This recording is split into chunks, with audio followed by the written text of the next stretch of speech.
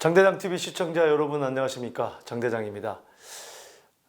최근 전세가가 고공행진하면서 그동안 23번째 대책이 나왔는데 그럼에도 불구하고 가파르게 올라가는 이 전세가를 잡기 위해 정부에서 24번째 대책의 카드를 만지작거리고 있습니다.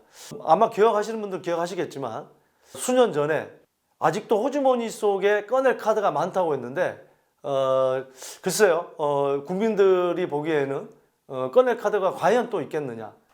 예전에는 좀 기대감이 있었지만 기대감이 상당히 떨어진 건 사실이지 않나 하는 생각도 들지만, 자, 현재 전세 시장이 얼마나 심각한지 그 현황에 대해서도 한번 살펴보고 또 나올 카드 그리고 앞으로의 부동산 전망까지 한번 짚어보도록 하겠습니다. 먼저 이런 기사가 있습니다. 매물도 없고 목돈도 없고 전세 찾다 꿈을 이룬 청년들, 살려고도 매물이 없어요. 목돈도 없어요. 어떤 한 분은 서울 관악구에서 1억 6천만 원짜리 전셋집을 구했지만 전세 보증금을 다 마련할 수 없어 집주인과 협의해 전세 보증금 1억 2천만 원에 월세 30만 원을 내는 반전세로 돌렸다. 뭐 그 집에 들어가야 되는데 전세 보증금이 다 마련이 안 되니까 나머지를 월세로 돌리는 반전세로 돌렸다. 김 씨는 전세 대출 이자에 월세까지 내고 나면 사실상 한 달에 50에서 60만 원씩 월세를 사는 것과 거의 차이가 없다. 실질적으로 내 돈 1억 2천만 원이 있지만 이게 전세가 아니라 사실상 월세가 돼버린 셈이죠. 5, 60만 원씩. 그래서 월급을 받아서 한 달에 5, 60만 원씩을 주거비로 나가고 또 교통비 몇십만 원 나가고 먹는 거 또 얼마 나가고 뭐 이러다 보니까 이제 남는 돈이 없다는 얘기가 나오는 거죠. 일단은 주거비가 많이 들어가는 게 좀 문제긴 문제입니다. 참 이런 상황들이 과연 이분만의 문제냐? 많은 분들이 지금 이런 케이스가 늘어나고 있다. 자, 다음 기사를 보면은 3억 전셋집이 5억 5천으로 거의 2배 가까이 순식간에 뛰었다. 빌라 안 되면 처가 와이프 집으로 캥거루족으로 들어간다. 시댁은 왜 안 들어갑니까? 네, 와이프가 반대해서 못 들어가죠. 차라리 우리 집으로 들어가자. 경기도 수원시 동탄신도시의 한 아파트 전세 입주민인 김모 씨는 최근 계약 만료를 2달 앞두고 발등에 불이 떨어졌다. 2년 전 전셋집을 3억 원에 계약을 했지만 지금은 주변 전세 시세가 5억 5천에서 5억 6천만 원대 취소됐다. 그마저도 매물이 거의 없다. 자, 현장 공인중개사들은 최근 임대차 2법, 계약갱신 청구권과 전월세 상한제 입법이 시행되면서 계약갱신 청구권제를 염두에 둔 집주인들이 4년치 인상분을 미리 적용하면서 전세값이 크게 올랐다.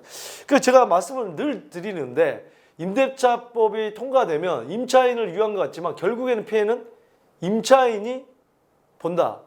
결국에는 이 자본주의 시장에서 경제는 모든 게 수요 공급인데 전세가 지금 여러 가지 줄어드는 이유에 대해서 많은 부분 얘기를 했습니다.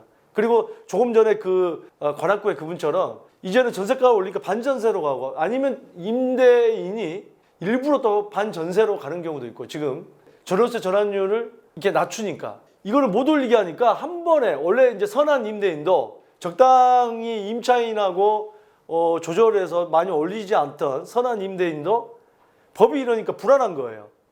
내가 잘못하다가 낮은 가격에 묶이는 게 아닌가. 그러다 보니까 이제 올리고 싶지 않지만 올리는 겁니다. 불안한 심리에. 그래서 김 씨는 기흥과 수지 지역에 2, 3억 원대 빌라나 연식이 오래된 아파트도 함께 알아보고 있다. 점점 내 돈은 전세 보증금은 그대로 있지만 월세를 더 내거나 주거 비용이 더 들어가면서 아니면은 주거 환경이 안 좋은 쪽으로 똑같은 금액이 이제 가야 된다. 그 얘기는 전세가 뛰고 있다는 거죠, 역으로. 또 다른 기사를 보면요. 자, 전세 제비뽑기 하는데, 자, 제비뽑기. 시장 아무것도 하지 마시오. 냉소. 자, 보세요. 이 지금 장면이 서울의 가양동의 한 아파트 단지의 복도에서 전셋집을 보러 온 사람들이 길게 줄을 서고 있다. 전셋집 한 채를 보기 위해서 한 10사람이 왔다는 거예요. 이거 뉴스에도 나왔습니다. 전세 매물이 없다는 거예요. 전세 수요는 많은데, 전세를 찾고자 하는 임차인 수요는 많은데 매물이 나오는 게 없어요. 그 제가 말씀을 드렸죠. 임대차법이 통과가 되면 처음에 무슨 임차인이 많은 권한을 주는 것 같지만 매물 자체가 많지 않기 때문에 제가 일본의 사례를 말씀을 드렸습니다. 일본이 제2차 세계대전 이후에 황폐해야 돼서 집이 살 집이 별로 없다 보니까 공급은 빨리 할 수가 없고 적다 보니까 수요는 많죠. 그러다 보니까 바로 임차인들이 집주인한테 사례금을 갖다 줍니다. 사례금을 많이 줘야 돼요.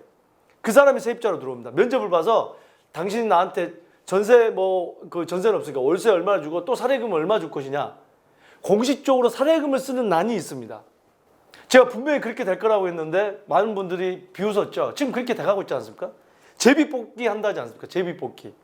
이제 좀 지나면요. 임차인들이 제비뽑기만 하겠습니까? 다급해지면. 전에 살던 곳은 빨리 이사 가야 되고 이 집만 한 데가 없어. 다급해지면 이거 나옵니다. 나 얼마 더 드릴 테니까 나 좀 제발 해주세요. 쫓아가서 10사람 중에 한두 분이 그렇게 안 하겠어요? 아무래도 똑같은 돈 주고 세입자를 맞이하는데 어린애를 키워서 뭐 자꾸 집안의 내부를 훼손을 한다거나 그런 부분은 또 먼저 안 받을 수 있을 것이고요. 또 수입이 좋은 사람이 임대료를 밀리지 않을 확률이 높기 때문에 수입도 물어볼 수 있을 것이고요. 또 사람들을 많이 끌고 들어오냐 안 들어오냐, 술을 좋아하냐 안 좋아하냐, 별걸 다 물어볼 수가 있습니다. 가정사까지. 이 임차인들은 굉장히 존심상할 수가 있어요. 만약 거기서 합격이라도 하면 자기의 모든 치부를 드러내고 합격이라도 하면 다행인데 그리고 나서 치부까지 다 드러내는데 떨어져 봐요. 뭔가 허탈한 감이 있겠죠. 또 하나의 우울증. 아니 그리고 그렇게 되면은 지금 보세요. 10분이 와서 한 집을 봤는데 9분은 탈락입니다. 그러면 이분들은 또 어디로 가야 됩니까? 거기서는 기존 집이 만기가 되면 거기서는 또 나가야 되는 상황이면 길가에 나앉거나 아니면은 이삿짐을 갖다가 일시적으로 비용을 주고서 맡겨놓고 그것도 뭐 적지 않은 비용이 들겠죠. 오피스텔 단기 오피스텔 어디 살면서 집을 계속 알아봐야 되는 상황도 생길 수 있고 그러다 보면 좁은 집에 살면 어떻게 돼요? 자꾸 싸웁니다. 자녀들도 저기 방에 떨어져 있으면 공부도 하고 그랬는데 오피스텔에 같이 앉아가지고 아빠는 뉴스 봐야 되지 얘는 공부해야 되지 집안이 조용할 날이 없게 됩니다. 그렇게 되면. 자, 이런 상황에서 시장이 예상하는 전세 대책은 온통 가격 통제뿐 공급 늘리 궁리해야 가격 통제만 할 생각만 계속하고 있다는 얘기야. 보세요. 이거를 23번은 정책에 나왔는데 안 먹힌다 그러면 방향을 선회를 할 필요가 있는데 자꾸 왜 이러는지 지금 이런 얘기들입니다. 지난 8월 임대차 3법이 통과된 이후 전세 가격 상승세가 심해지는 등 시장 불안 가격이 예상보다 길어지자 정부가 전세 가격 안정을 위한 추가 대책을 고심하기 시작했다. 홍남기 경제부총리는 지난 10일 정부 서울청사에서 열린 학대 강부에서 전월세 시장 모니터링을 강화하고 필요하면 추가 대책도 강구하라고 했다.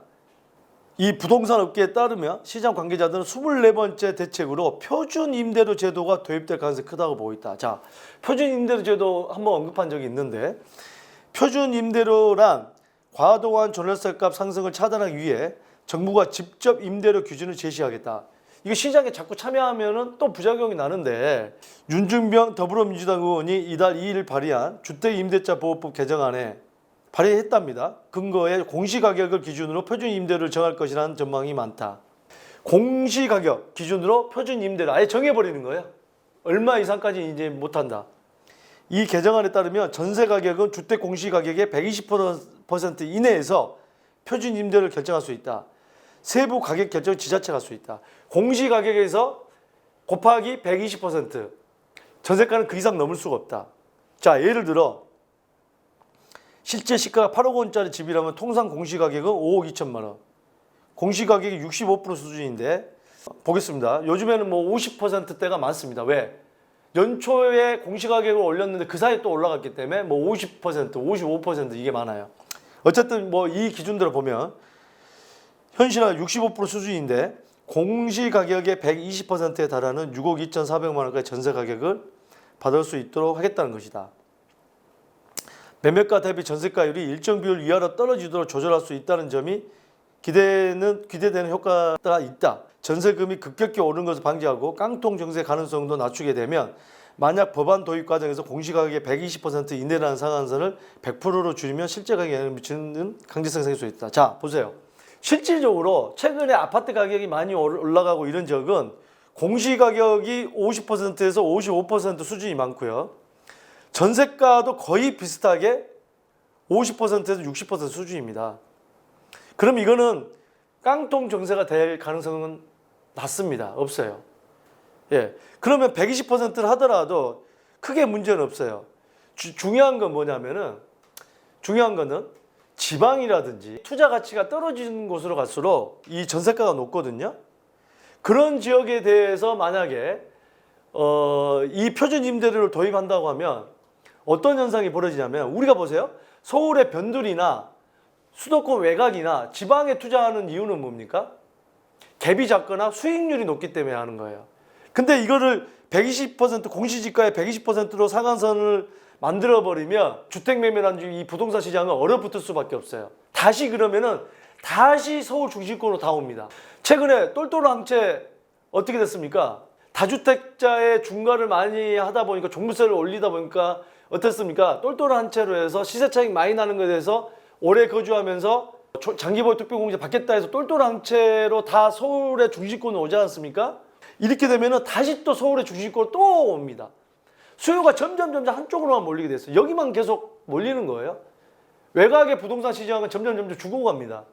자, 표준 임대료를 도입을 한다고 한다면 좋은 집 입장에서는 어차피 받을 수 있는 게 한정돼 있어요. 같은 가격으로 이 집은 되게 좋다 그러면 줄을 서게 돼 있어요. 그러면은 여러분 분양권 시장 보세요. 지금은 많이 잡혔지만 다운 계약서를 쓰고 현금을 가져오라고 합니다. 똑같습니다. 계약서는 정부에서 원하는 대로 계약서 쓰고 현금을 받게 됩니다. 자, 이게 바로 부작용입니다. 여러분들 현금 주는 거는요, 그거는 어떻게 할 수 있는 방법이 있을까요? 임대인이 직접 받지 않겠죠. 이 많은 전국의 임대차 시장에 이런 일들이 빈번하게 일어날 텐데 그걸 어떻게 다 통제를 하고 그걸 확인을 하고 엄청난 대한민국의 분쟁이 시작이 됩니다. 그렇게 된다고 한다면. 자, 또 어떤 얘기가 나오냐. 이 밖에도 세입자에서 전세계약 갱신권을 한 번 더 부여하는 2+2+2. 지금 2+2도 지금 문제가 많은데 2+2+2. 자꾸 뭔가 규제를 하면 되겠다는 게 지금 안 먹히고 있는데 왜 자꾸 똑같은 더 심한 정책으로 자꾸 시장을 갖다가 이런 부작용을 하게 하는지 참 답답합니다. 네, 답답해요. 이게 과연 임차인을 위한 정책이냐는 거예요. 지금 오직하면 임차인들도 아무것도 하지 말았으면 좋겠다는 얘기가 나올 정도지 않습니까? 24번째 이제는 대책이 또 나오는데 표준 임대료를 도입하거나 2+2+2를 한다거나 그동안에 23번째 정책을 펴면서 뭔가 느끼는 게 없나 하는 생각도 듭니다. 네, 여러분들의 생각은 어떻습니까? 자, 여러분들의 생각을 댓글로 좀 남겨주시고요. 또 여러분들의 많은 고민 들어오고 있습니다. 많은 응원 감사하게 생각됩니다. 자, 이메일로 상담 주시고요.